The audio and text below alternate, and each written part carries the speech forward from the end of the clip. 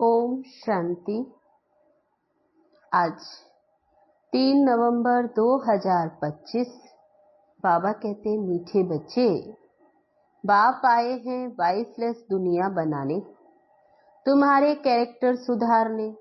तुम भाई भाई हो तो तुम्हारी दृष्टि बहुत शुद्ध होनी चाहिए।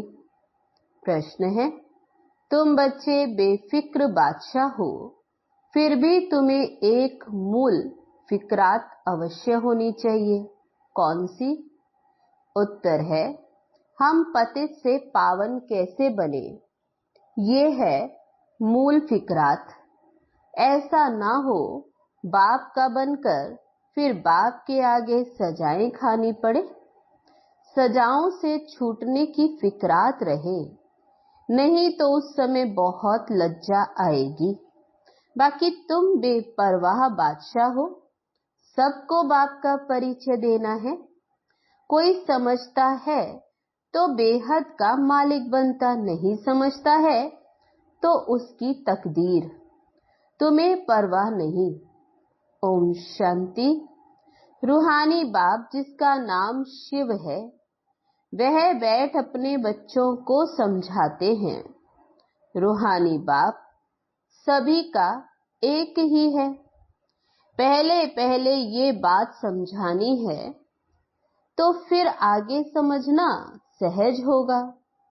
अगर बाप का परिचय ही नहीं मिला तो प्रश्न करते रहेंगे। पहले पहले तो ये निश्चय कराना है, सारी दुनिया को ये पता नहीं है कि गीता का भगवान कौन है। वह श्री कृष्ण के लिए कह देते, हम कहते हैं परम पिता परमात्मा शिव गीता का भगवान है, वही ज्ञान का सागर है। मुख्य है सर्व शास्त्रमय शिरोमणि गीता। भगवान के लिए ही कहते हैं, हे प्रभु तेरी गतमत न्यारी। श्री कृष्ण के लिए ऐसे नहीं कहेंगे। बाप जो सत्य है वह जरूर सत्य ही सुनाएंगे। दुनिया पहले नई सतो प्रधान थी, अभी दुनिया पुरानी तमो प्रधान है। दुनिया को बदलने वाला एक बाप ही है। बाप कैसे बदलते वह भी समझाना चाहिए। आत्मा जब सतो प्रधान बने तब दुनिया भी सतो प्रधान स्थापन हो।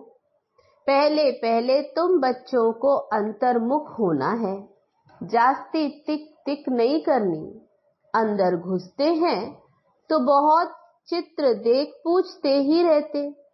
पहले पहले समझानी ही एक बात चाहिए, जास्ती पूछने की मार्जन ना मिले।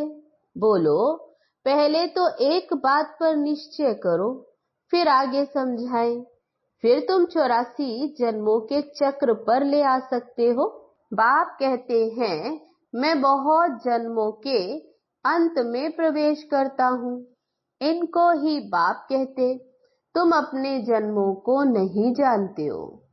बाप हमको प्रजापिता ब्रह्मा द्वारा समझाते हैं। पहले पहले अलफ पर ही समझाते, अलफ समझने से फिर कोई संशय नहीं होगा। बोलो, बाप सत्य है, वह भी असत्य नहीं सुनाते। बेहद का बाप ही राजयोग सिखलाते। शिवरात्रि गाई जाती है तो जरूर शिव यहाँ आए होंगे ना। श्री कृष्ण जयंती भी यहाँ मनाते। कहते हैं, मैं ब्रह्मा द्वारा स्थापना करता हूँ। उस एक ही निराकार बाप के सब बच्चे हैं, तुम भी उनकी औलाद हो। फिर प्रजापिता ब्रह्मा की भी औलाद हो। प्रजापिता ब्रह्मा द्वारा स्थापना की तो जरूर ब्राह्मण ब्राह्मणियां होंगे, बहन भाई हो गए। इसमें पवित्रता रहती है। ग्रस्त व्यवहार में रहते पवित्र रहने की ये भीति है। बहन भाई हैं तो कभी क्रिमिनल दृष्टि नहीं होनी चाहिए। 21 जन्म दृष्टि सुधर जाती है। बाप ही बच्चों को शिक्षा देंगे ना। कैरेक्टर सुधारते हैं। अभी सारी दुनिया के कैरेक्टर सुधरने हैं। इस पुरानी पतित दुनिया में कोई कैरेक्टर नहीं, सब में विकार है। ये है ही पतित विशेष दुनिया। फिर वाइसलेस दुनिया कैसे बनेगी? सिवाय बाप के तो कोई भी बना न सके। अभी बाप पवित्र बना रहे हैं। ये हैं सब गुप्त बातें। हम आत्मा है। आत्मा को परमात्मा बाप से मिलना है। सब पुरुषार्थ करते ही हैं भगवान से मिलने के लिए। भगवान एक निराकार है, लिबरेटर है, गाइड भी है। परमात्मा को ही कहा जाता है। दूसरे धर्म वाले कोई को लिबरेटर, गाइड नहीं कहेंगे। परमपिता परमात्मा ही आकर लिबरेट करते हैं, अर्थात तमो प्रधान से सतो प्रधान बनाते हैं, गाइड भी करते हैं। तो पहले पहले यह एक ही बात बुद्धि में बिठाओ। अगर ना समझे तो छोड़ देना चाहिए। अलफ को नहीं समझा तो बे से क्या फायदा? भल चले जाएं, तुम मूंझो नहीं। तुम बेपरवाह बादशाह हो। असुरों के विघ्न पड़ने ही हैं। ये है ही रुद्र ज्ञान यज्ञ। तो पहले पहले बाप का परिचय देना है। बाप कहते हैं मन मना भव। जितना पुरुषार्थ करेंगे उस अनुसार पद पाएंगे। आदि सनातन देवी देवता धर्म का राज्य स्थापन हो रहा है। इन लक्ष्मी नारायण की डिनाइस्टी है। और धर्म वाले कोई डिनाइस्टी स्थापन नहीं करते। बाप तो आकर सबको मुक्त करते हैं। फिर अपने अपने समय पर और धर्म स्थापकों को आकर अपना धर्म स्थापन करना है। वृद्धि होनी है। पतित बनना ही है। पतित से पावन बनाना यह तो बाप का ही काम है। वे तो सिर्फ आकर धर्म स्थापन करेंगे, उसमें बड़ाई की बात ही नहीं। महिमा है ही एक की।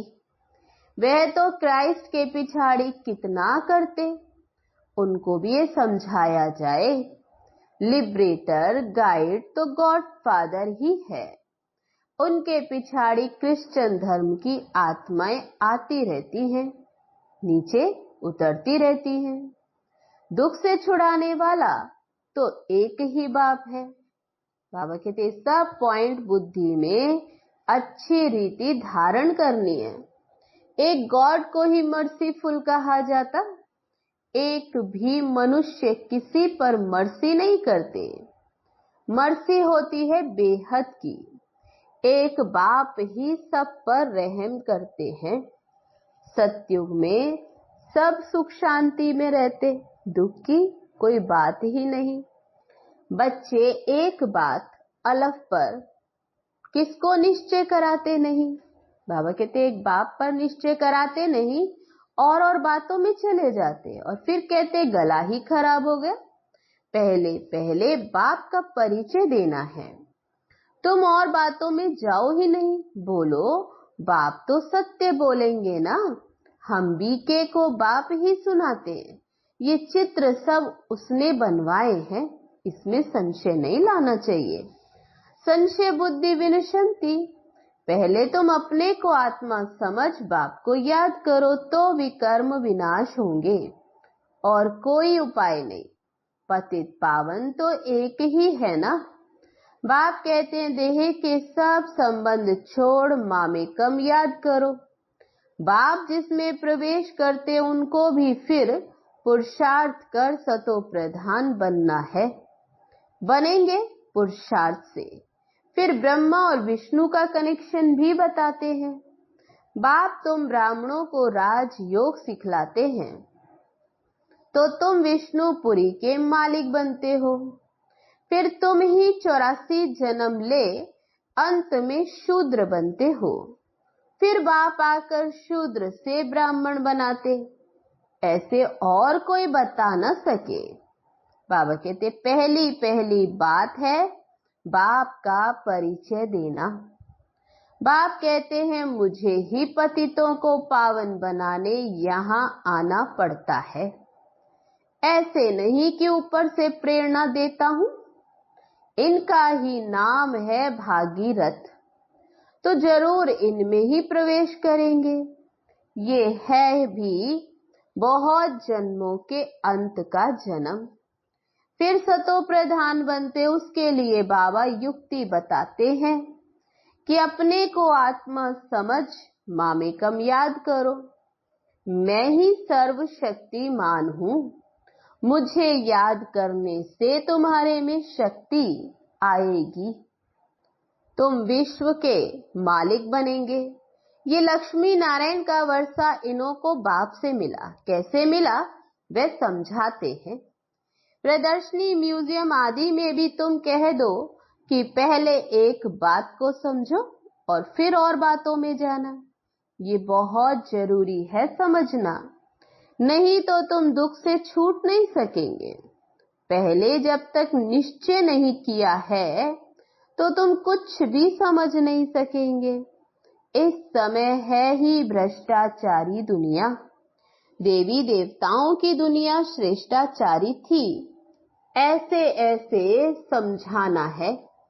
मनुष्यों की नब्ज भी देखनी चाहिए, कुछ समझता है या तवाई है। तो बाबा कहते ये भी देखना है। अगर तवाई है तो फिर छोड़ देना चाहिए।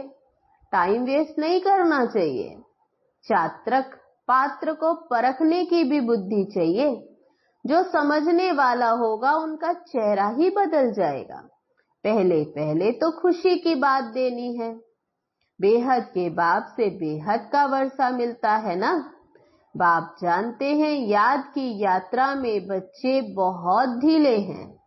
बाप को याद करने की मेहनत है, उसमें ही माया बहुत बिघड़ डालती है। ये भी खेल बना हुआ है। बाप बैठ समझाते हैं कैसे ये खेल बना बनाया है। दुनिया के मनुष्य तो रिंचक भी नहीं जानते। बाप की याद में रहने से तुम किसको समझाने में भी एक रस होंगे। नहीं तो कुछ न कुछ नुक्स निकालते रहेंगे। बाबा कहते तुम जास्ती कुछ भी तकलीफ ना लो। स्थापना तो जरूर होनी ही है। भावी को कोई भी टाल नहीं सकते। उल्लास में रहना चाहिए। बाप से हम बेहद का वर्षा ले रहे हैं। बाप कहते हैं माँ में कम याद करो। बहुत प्रेम से बैठ समझाना है। बाप को याद करते प्रेम में आंसू आ जाने चाहिए। और तो सभी संबंध हैं कलयुगी। ये है रूहानी बाप का संबंध। ये तुम्हारे आंसू भी विजय माला के दाने बनते। बहुत थोड़े हैं जो ऐसा प्रेम से बाप को याद करते। कोशिश कर जितना हो सके अपना टाइम निकाल अपने भविष्य को ऊंचा बनाना चाहिए। प्रदर्शनी में इतने ढेर बच्चे नहीं होने चाहिए, ना इतने चित्रों की दरकार है। नंबर 1 चित्र है गीता का भगवान कौन, उसके बाजू में लक्ष्मी नारायण का, सीढ़ी का, बस। बाकी इतने चित्र कोई काम के नहीं है। तुम बच्चों को जितना हो सके याद की यात्रा को बढ़ाना है। मूल फिक्रात रखनी है कि पतित से पावन कैसे बने, बाप का बनकर और फिर बाप के आगे जाकर सजा खाएं। ये तो बड़ी दुर्गति की बात है। अभी याद की यात्रा पर नहीं रहेंगे तो फिर बाप के आगे सजा खाने समय बहुत बहुत लज्जा आएगी। सजा ना खानी पड़े ये सबसे जास्ती फुर्ना रखना है। बाबा कहते तुम रूप भी हो बसंत भी हो। बाबा भी कहते हैं मैं रूप भी हूँ बसंत भी हूँ, छोटी सी बिंदी हूँ और फिर ज्ञान का सागर भी हूँ।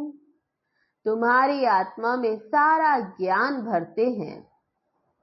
84 जन्मों का सारा राज तुम्हारी बुद्धि में है। तुम ज्ञान का स्वरूप बन ज्ञान की वर्षा करते हो। ज्ञान का एक एक रतन कितना अमूल्य है, इनकी वैल्यू कोई भी कर न सके। इसलिए बाबा कहते हैं पद्मा पदम भाग्यशाली। तुम्हारे चरणों में पद्म की निशानी भी दिखाते इनको कोई समझ न सके। मनुष्य पद्म पति नाम रखते, समझते इनके पास बहुत धन है। पद्म पति का एक सरनेम भी रखते। बाबा ये सब बातें समझाते हैं। फिर कहते हैं मूल बात है कि बाप को और 84 के चक्र को याद करो। ये नॉलेज भारतवासियों के लिए ही है। तुम ही 84 जन्म लेते हो, ये भी समझ की बात है ना। और कोई सन्यासी आदि को स्वदर्शन चक्रधारी भी नहीं कहेंगे, देवताओं को भी नहीं कहेंगे। देवताओं में ज्ञान होता ही नहीं। तुम कहेंगे हमारे में सारा ज्ञान है, इन लक्ष्मी नारायण में नहीं है। बाप तो यथार्थ बात समझाते हैं ना। ये ज्ञान बड़ा वंडरफुल है। तुम कितने गुप्त स्टूडेंट हो। तुम कहेंगे हम पाठशाला में जाते, भगवान हमको पढ़ाते हैं। एम ऑब्जेक्ट क्या है, हम ये बनेंगे। तो बाबा कहते अभी तुम्हारी बुद्धि में है, लक्ष्य है हमारा लक्ष्मी नारायण बनेंगे। तो मनुष्य सुनकर वंडर खाएंगे। हम अपने हेड ऑफिस में जाते, क्या पढ़ते हो, मनुष्य से देवता, बेगर से प्रिंस बनने की पढ़ाई पढ़ रहे हो। तुम्हारे चित्र भी फर्स्ट क्लास हैं। धन दान भी हमेशा पात्र को किया जाता है। पात्र तुमको कहाँ मिलेंगे। तो बाबा कहते कहाँ मिलेंगे, शिव के, लक्ष्मी नारायण के, राम सीता के मंदिर में। वहां जाकर तुम उन्हों की सेवा करो, अपना टाइम वेस्ट नहीं करो। गंगा नदी पर भी जाकर तुम समझाओ पतित पावनी गंगा है या परम पिता परमात्मा है। सर्व की सदगति ये पानी करेगा या बेहद का बाप करेगा। तो बाबा कहते ऐसे पूछो, तुम इस पर अच्छी रीति समझा सकते हो। विश्व का मालिक बनने का रास्ता बताते हो। दान करते हो, कौड़ी जैसे मनुष्य को हीरे जैसा विश्व का मालिक बनाते हो। भारत विश्व का मालिक था ना। तुम ब्राह्मणों का देवताओं से भी उत्तम कुल है।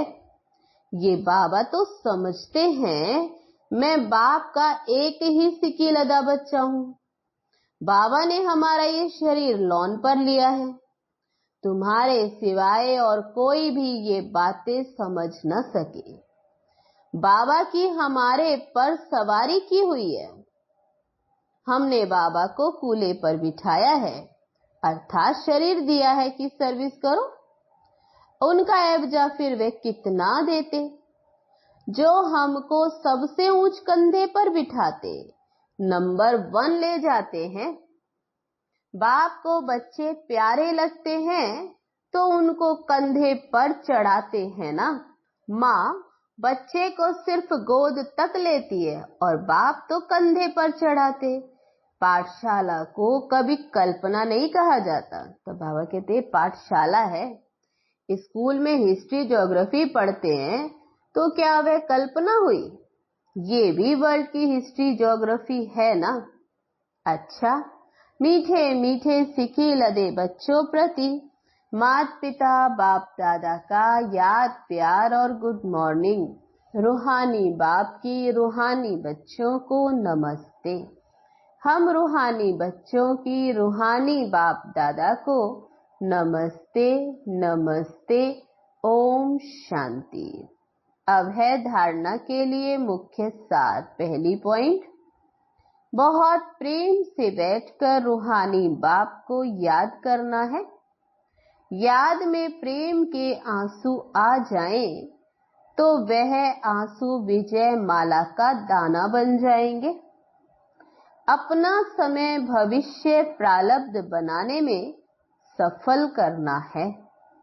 दूसरी पॉइंट, अंतर्मुखी हो सबको अलफ का परिचय देना है। ज्यादा टिक टिक नहीं करनी है। एक ही फुरना रहे कि ऐसा कोई कर्तव्य ना हो जिसकी सजा खानी पड़े। वरदान है आज का, रूहानी यात्री हूं।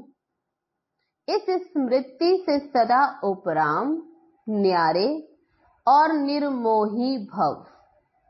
रूहानी यात्री सदा याद की यात्रा में आगे बढ़ते रहते हैं। ये यात्रा सदा ही सुखदायी है। जो रूहानी यात्रा में तत्पर रहते, उन्हें दूसरी कोई यात्रा करने की आवश्यकता ही नहीं। इस यात्रा में सब यात्राएं समाई हुई है। मन व तन से भटकना बंद हो जाता है। तो सदा यही स्मृति रहे कि हम रूहानी यात्री हैं।